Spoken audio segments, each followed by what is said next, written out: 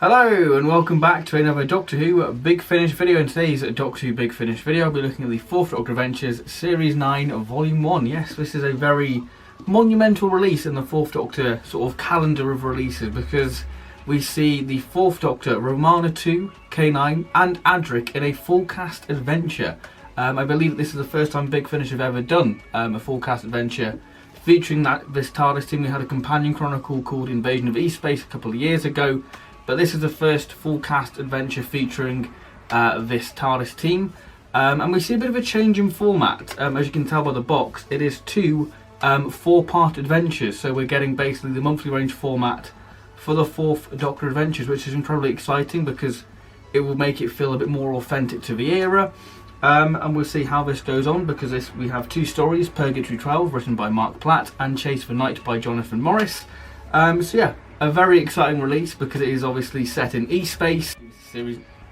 So this is a pretty big release for Big Finish, really. So without further ado, let's look at the presentation for this box set, and then we'll go on to my thoughts on the two stories. So taking a look at the box art, we have the 4th Doctor there, spaceship, K9, Adric, Romana, and then the sort of TARDIS on the asteroid with this nice little starfield effect, which is rather nice. 4th Doctor Adventures Series 9 Volume 1. The spine of the box, and the back of the box, and the spines of the actual CDs themselves. So taking a look at the presentation for Purgatory 12, we've got this nice spaceship motif there. We've got the TARDIS on the sort of asteroid with this sort of nice sort of mist effect around it. We've got Romana there.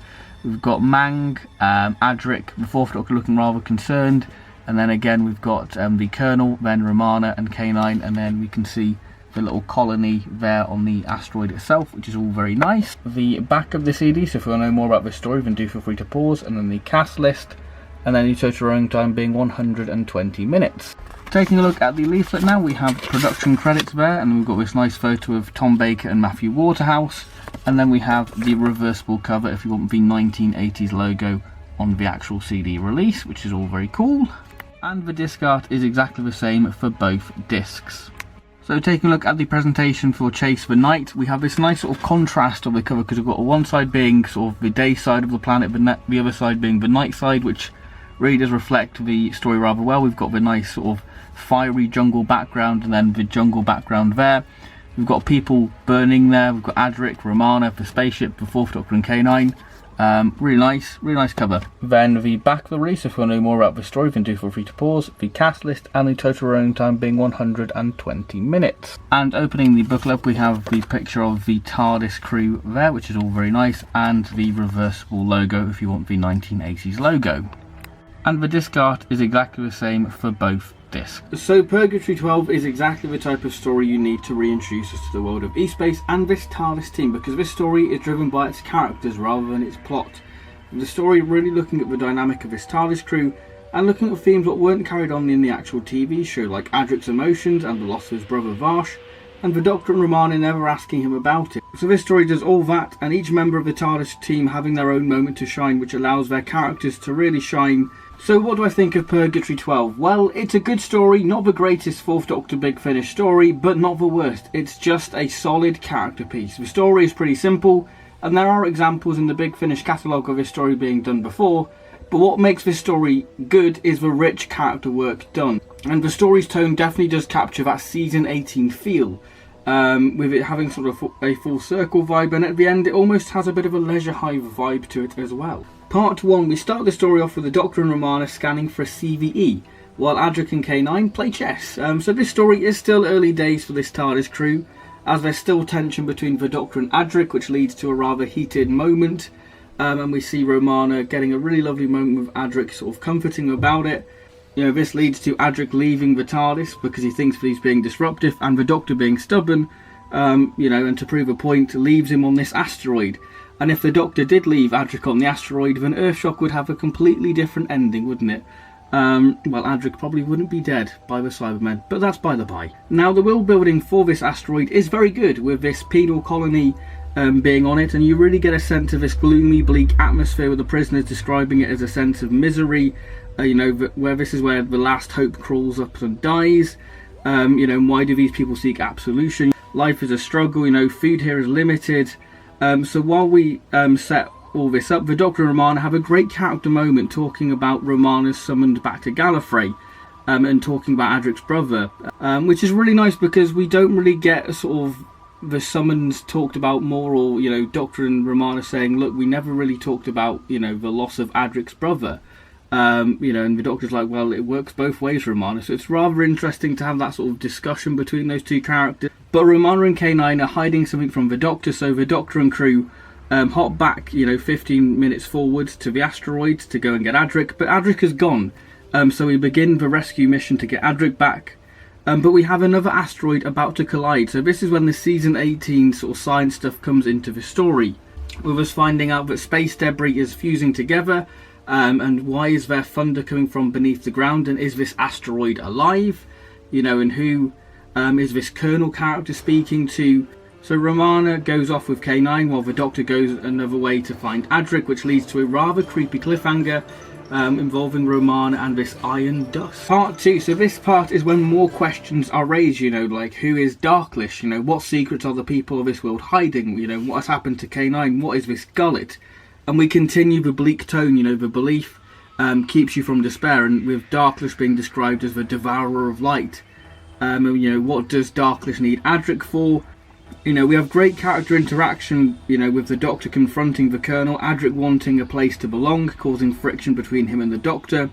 You know, we learn that E-Space is still young, and we expand on the wildlife, what features within E-Space, you know, these space calves, you know, and things are really becoming more intriguing, and this part is just full of loads of questions. Part 3, to me, this is when I get a real full circle vibe off it, because we finally have the Doctor confronting Adric about the loss of his brother. And I will say Adric really shined within this part, with Darklish finally making an appearance, with Adric playing chess with Darklish. But, you know, this part is very much let's rescue Romana, and we have this really grim moment in Darklish's lair, and that leads to a fantastic twist involving the prisoners. Part 4, now this part is when we really get to see the true power of Darklish. We see the Doctor confronting Darklish, and this is when the story really has this hopeless feel to it, that everything is going wrong, and the final 15 minutes is where all the action is. And this, you know, part, well, this sort of section of the story reminds me very much of the final moments of the Leisure Hive, in a way, when things are really kicking off on the Leisure Hive.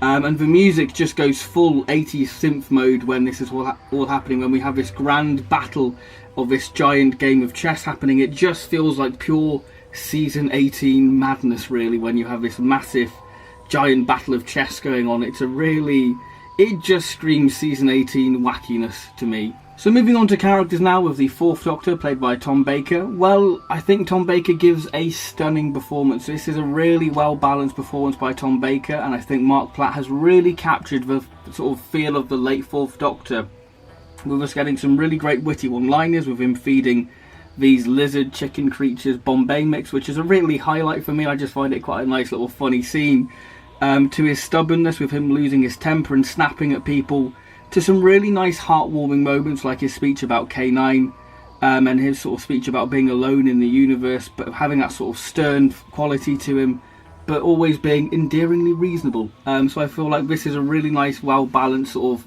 4th Doctor, that we do have that sort of harsh, sort of sharp temper, what the 4th Doctor did have towards the end of his run, but we still have that nice comedic side to the 4th Doctor, what we all know and love. So yeah, Tom Baker does a brilliant job, and Marc Platt has done an excellent job writing the 4th Doctor within this story. Romana, played by Lalla Ward, another brilliant performance. Now, Lalla Ward does get something very different to do within this story, which is rather nice to hear. But as for Romana, she is very much the voice of reason, with her comforting Adric and K9. We do have the classic Romana sarkiness, with her being, you know, very direct in her nature, with her getting some great moments of telling a story to Darklish, but we have some sort of a deep sadness to her character, with obviously her being summoned back to Gallifrey, and that troubles her. But we do have a really nice sweet moment of Romana sort of marvels over the variety of life forms in E-Space. You know, everything is so alive and newly fledged. She just absolutely loves that sort of side, but she's seeing a completely different universe and seeing all these strange creatures, but just loves it. Adric, played by Matthew Wardhouse. What a brilliant performance by Matthew Wardhouse. This is a real great story for Adric, because this story really allows Adric to shine as a character, especially in part 3. With him playing chess against Darklish, with him getting some great moments talking about being alone. You know, and wanting a place to belong, the loss of his brother, with him trying to come to terms with it.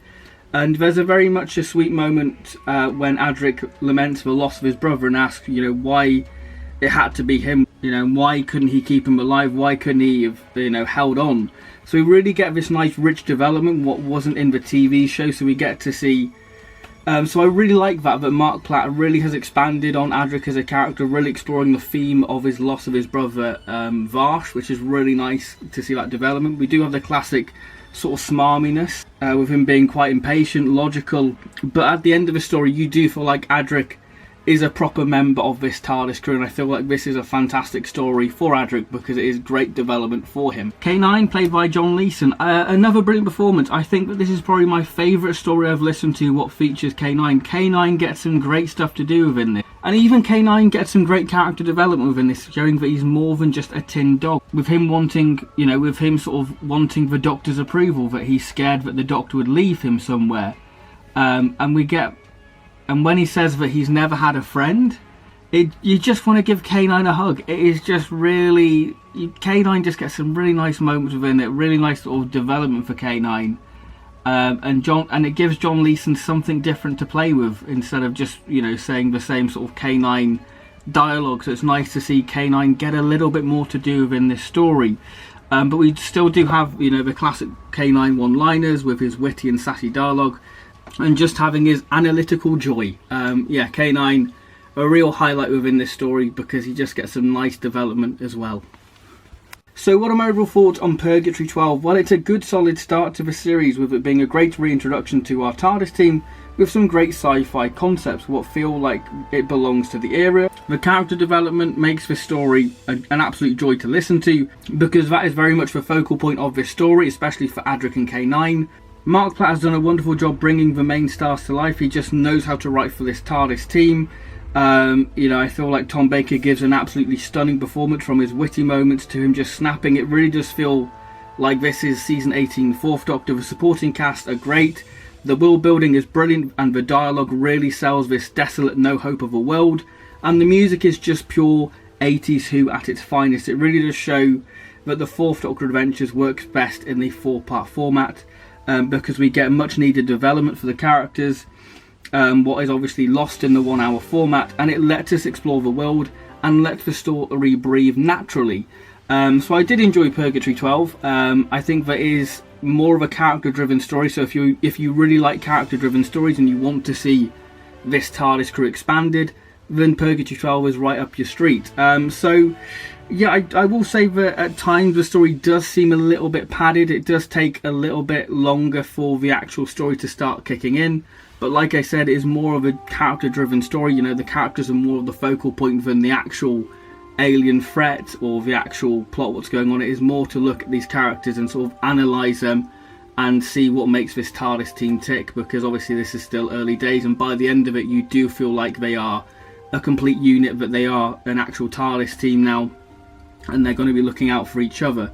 I'm going to give Purgatory 12 a 7.5 out of 10. I think that it is a good solid story and a nice way to reintroduce us back to this TARDIS team and back to the world of E-Space, because there are some really nice ideas within it. Darklish is an interesting idea, and just the sort of grand epic chess battle with the really synthy 80s music, it just makes it really easy to visualise, and you really do believe that this could be part of, Christopher H. Bidney's sort of grand plan for season 18. It does have that sort of feel to it. So Marc Platt has done a wonderful job capturing the essence of season 18. So yeah, that concludes Purgatory 12. Let's move on. After the very character-driven Purgatory 12, we have more of a plot-driven story in the form of Chase of the Night. And I have to say, Jonathan Morris has really hit this one out of the park, with it being incredibly tense story, wonderful world building with some really great, fantastic sci-fi ideas, what just seems to fit the era perfectly, making this a real thrilling listen. So we start the story off with the TARDIS flying through E-Space with a fantastic bit of music what fits the era perfectly, with the TARDIS picking up a distress signal from a planet orbiting a giant star. But with a shifting pattern on the planet, surface reminds the Doctor of something, with the night side of the planet being 27.5 degrees, the day side basically incinerating the other side of the planet, with the Time Lords obliged by codes to offer help. And this theme is very much explored throughout the story, with the Doctor and Romana having a sense of duty And we do get some really nice references to previous E-Space adventures. So when the TARDIS team arrive, we expand more on this planet, with it being the sort of rainforest world with, you know, coral-like plants and flying jellyfish and green-furred sloths. I mean, if that doesn't sell the story, I don't know what will.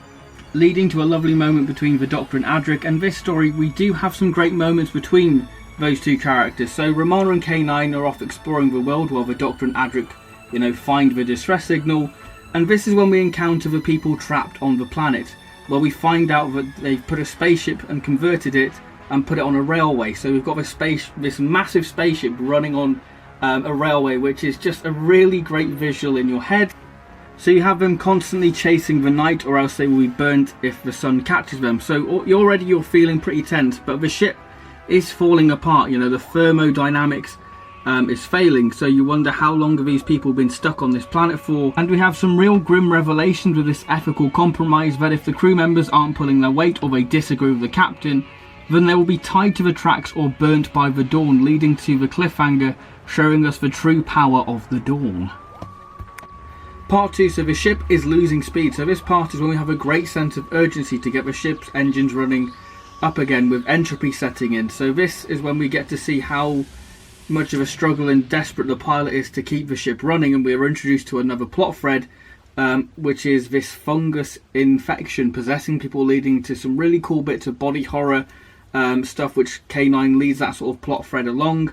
But we have this nice sort of moral themes explored about the Doctor and Romana playing God, which causes friction between Romana and the Doctor and Adric, with Adric and the Doctor agreeing with each other, and things are really starting to ramp up.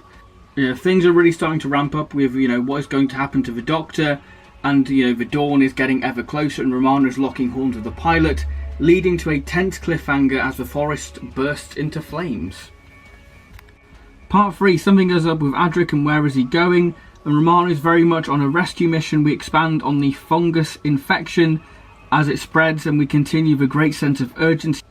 What's the purpose of the fungus, leading to a horrifying twist. You know, this part really shows how bleak and harsh the situation is, with things getting more bleaker with 8 minutes till dawn. Part 4, now this part is very much trying to save Adric. You know, what is the Atlas?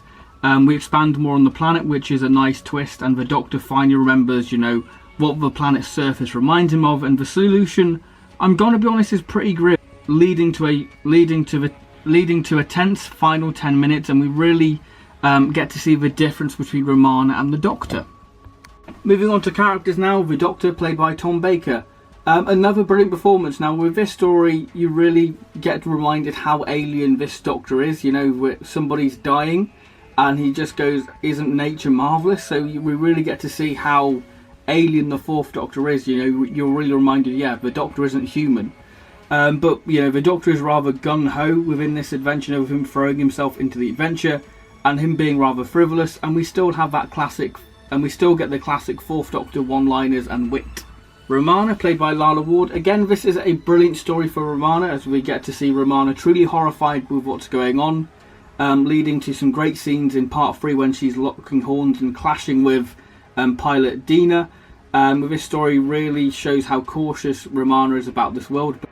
Adric, played by Matthew Waterhouse. I really like how this story at the beginning shows his naivety, but, you know, this is still all new to him, and the Doctor and Romana very much take it in their stride, so you get to see sort of a different perspective on how Adric views a new world, which is really nice to see.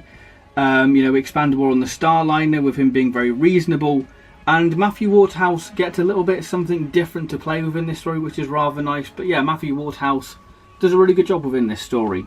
K9, played by John Leeson. Another good job from John Leeson, with K9 shining in the fungus section of the story, with us getting some sassy K9 dialogue, and him correcting Adric, which is always nice when Adric gets outsmarted by K9. Pilot Dina, played by Jane Ashter. A brilliant performance, truly ruthless character who is cold, harsh and brutal as she tries to stay in charge since dealing with a mutiny with her stern authority. And you really don't want to cross the line with this character, because she's pretty psychotic, and just the lengths she will go to keep this ship rolling on the tracks and keep the speed up. It's quite brutal, but she doesn't suffer fools gladly, so when the Fourth Doctor comes in, you know that it's going to be all fireworks. So what are my overall thoughts on Chase the Night? Well, I think that this is a brilliant addition to the Big Finish 4th Doctor catalogue, full of interesting ideas what create visual... So what are my overall thoughts on Chase the Night? Well, it is a brilliant addition to the Big Finish 4th Doctor catalogue, full of interesting ideas what create great visuals in your head. The idea of a giant spaceship going along a railway, the whole world building, the constant pace of this story is just relentless, with the always feeling of impending doom, as you can't outrun the dawn. We have some wonderful moral themes explored, a great villain in the form of Pilot Dina, and we have a fantastic music score, which is a real treat to listen to. So I feel like this is definitely the highlight of the 4th Doctor Adventures Series 9 Volume 1. It's just a really interesting story, full of some wonderful ideas, and just a real action-packed story with that great sense of impending doom. So I'm going to give Chase the Night by Jonathan Morris a 9 out of 10. I just absolutely loved it. When I was listening to it, I just thought, yes, this is Doctor Who. This is the type of Doctor Who I really enjoy. And I just absolutely love it. I think that it has some real great brutal moments within it. Just the length the captain will go to keep the ship going. You know, Tom Baker and all the TARDIS crew are absolute fine form. It's just a real great story. I absolutely love it. And this, again, proves that the 4th Doctor Adventure really do work better in the 4-part format. So, what are my overall thoughts on the 4th Doctor Adventures Series 9 Volume 1 containing Purgatory 12 and Chase the Night? Well, I think that it is a really good set of stories. I think each story offers something completely different. If you're more of a character sort of person, if you like character development, Purgatory 12 is going to be right up your street because it's just rich, full of character development. Each character gets a moment to shine. The development for Adric and K9 is superb. Marc Platt just knows how to write those characters, but again, the story does kind of suffer padding because, you know, it is quite a long story actually, because I think the longest episode's like 36 minutes, and that's episode 4. It does kind of get weighed down in trying to fill the story out, trying to find a story, but the rich character development within the story kind of makes up for the lack of story in a way. But you get the sort of, if you're more into your action-packed sort of danger story, I guess, then Chase the Night is definitely there for you, because it is just a brilliant story. It's a great addition to the Big Finish 4th Doctor catalogue.